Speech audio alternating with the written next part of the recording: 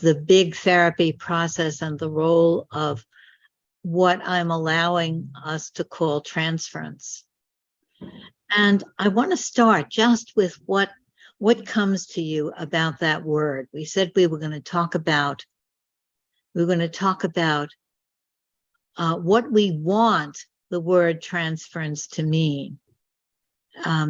Some of you may have very negative associations to the word because it originated in the context of Freudian psychoanalysis, and there was an understanding there of an objective reality, and the person being a kind of entity in which there were the superego, the ego, and the id, and that the contents that were of the person that were unconscious were projected onto the therapist, and it was seen as a distortion. So many of you have come from that culture just because it was the prevailing culture, not even only in therapy, but in the world. The idea that you're projecting your mother onto me, and people will say, just who aren't therapeutically oriented at all, stop projecting your boyfriend or your father or somebody onto me. And it means I'm not really that one, and you're distorting reality, and there is a reality, and in reality, I'm not that one. I'm a different one. Now, there's some kind of grain of truth in that whole way of thinking. And there's something very wrong-headed about it from my point of view. So we want to sort of get at that.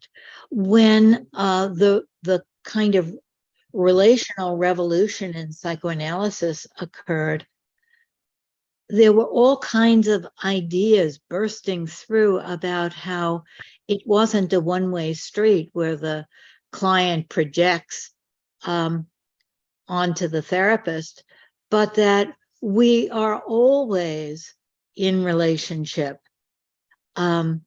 We're always representing things for each other. We're always both seeing the person as the person experiences themselves, and we're seeing the person in the light of our past experiences, and we're needing that person to be a certain way. Many of the self-psychologists sort of reinterpreted transference to mean not a distortion, but transferring very primary needs onto the therapist. The therapist becomes the one that we look to fulfill those needs. And then in the old self-psychology, we would say, well, it's an idealization transference, like you're projecting your need for idealization onto me, or it's a twinship transference, or it's a mirroring transference. And again, there's something right about that, and there's something very narrow and constricted about that. So I want to hear what your associations to that word are, and then we'll go from there. Just anybody, just what comes to the top of your head. What is transference? Here's what comes to the top of my head.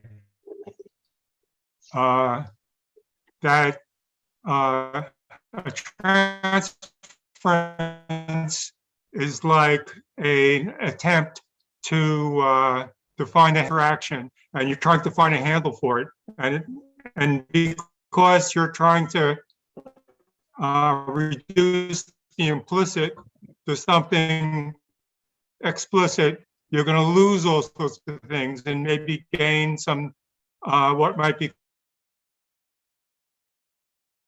Mm-hmm. So Yeah. that's what occurs to me. Yeah. Yeah. We lost a few of those words, but I think we got it. That it's a kind of reduction, and reductionism is a very bad word, right? In contemporary therapeutic communities, we're reducing things to this. But reductionism it's also a handle, as Jim says. We're abbreviating something and saying, oh, it's a mirroring transference or something like that, reducing all the complexity to some little way that we could get a handle on it. And for me, yeah, transference, the word has a totally different meaning in my life now, because I did the early Freudian. I mean, that's all there was when I started. You had no choice. But is this flow and process that goes back and forth, and it morphs into different things within me and within the client in the implicit, and is a very interrelated, interdynamic, relational experience. And I often find when I can really be in that place, the client will acknowledge what aspect of it is at all connected to the old idea of transference, but it's a much more viable interpersonal dynamic exchange. In Portuguese or Spanish, intercambio, which is a much richer word that goes on. And that's transference because it works when you do that. Right. It's an interactive concept for you, and there's all that implicit in it. Some contemporary relational analysts talk about co-transference rather than transference and countertransference. And even in Jean's article, which I love, this experiential relating, he talks about the reactions that are stirred in him as if he's only reacting to the client.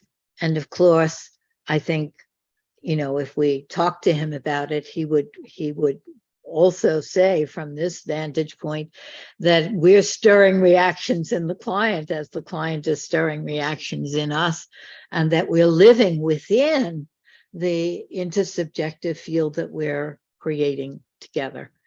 But the wording in some of those quotes that we're going to read later is a little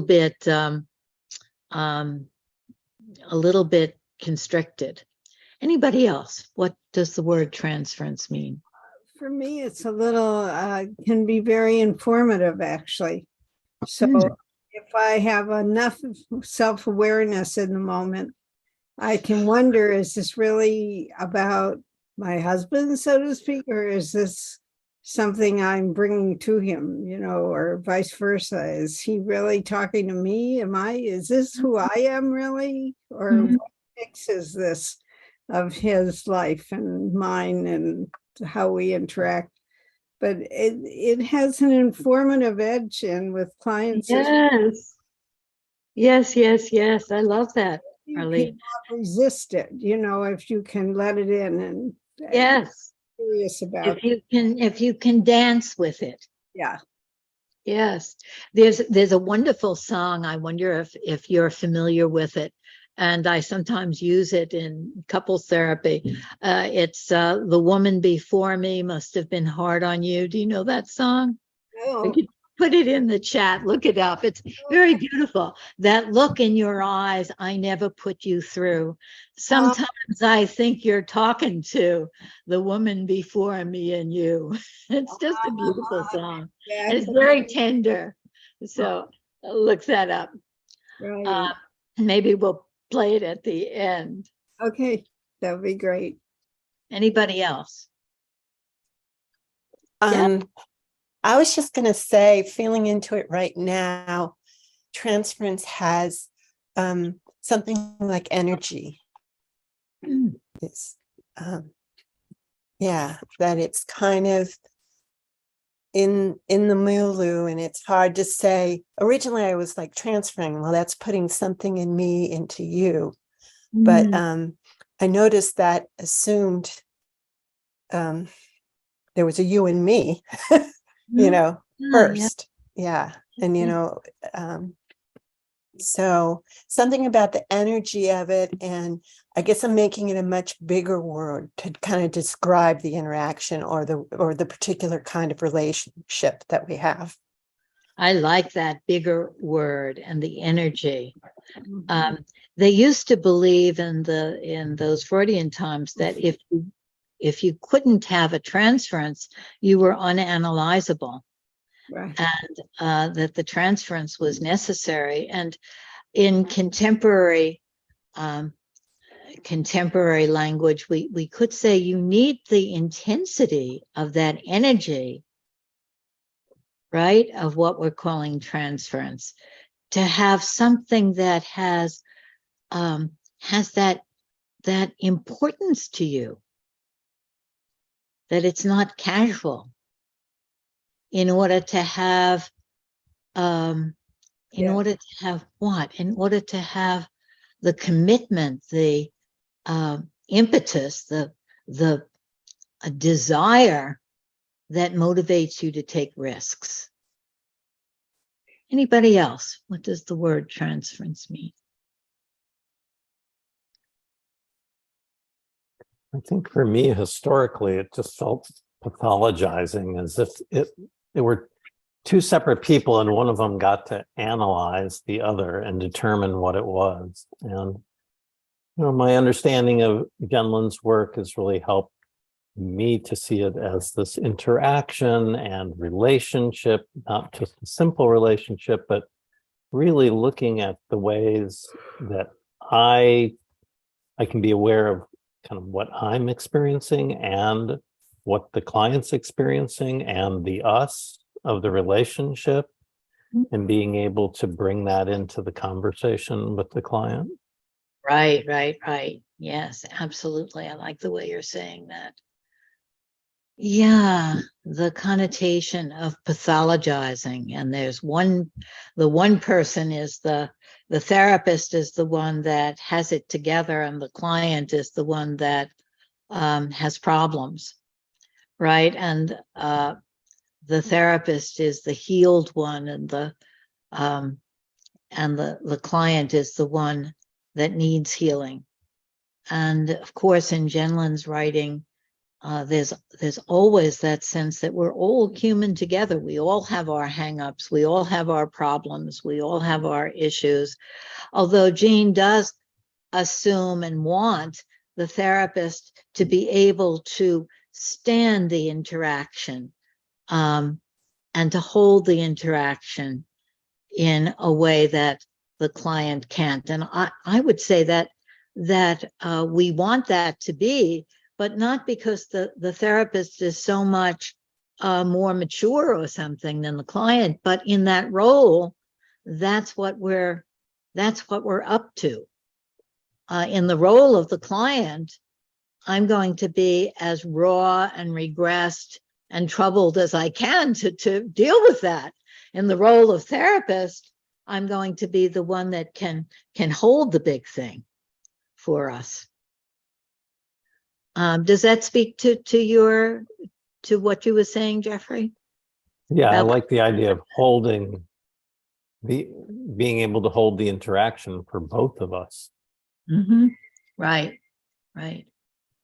Let's have just one more comment, and then I'm going to play you a song. Jim is going to play you a song. Yeah, I can say something. I loved what you said about the roles that we are in, because, you know, it reminds me the focusing partnership. When we meet, we are in different roles, and then we behave differently. So it's yes, exactly. familiar with that. Thank you for that. Yes, I love that analogy that we get to experience that in our focusing partnerships, right? When we're the listener, we're the bigger, wiser one, and when we're the focuser, we can go just into that little one in us that wants to speak, or whoever wants to speak within us.